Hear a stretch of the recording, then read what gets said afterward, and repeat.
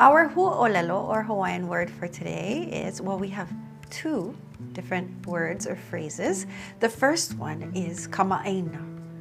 E hoʻopili mai. Kamaʻāina. Mai ka ino. Kama means child, ʻāina means the land. A kamaʻāina is a person who is from Hawaiʻi, who calls Hawaiʻi home.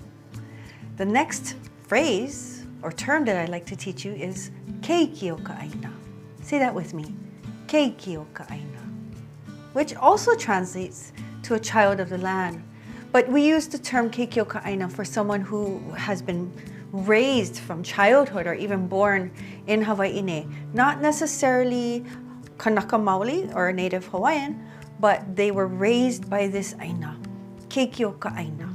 So there's kamaʻāina, someone who calls Hawaii home. That might be a recent transplant, but still considered kamaʻāina. You're a child of this land that is cared for by this ʻāina.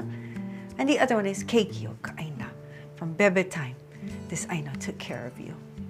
So let's say those two together. Kamaʻāina. Keiki o ka'aina. Mai ka ino, ahui ho malama pono.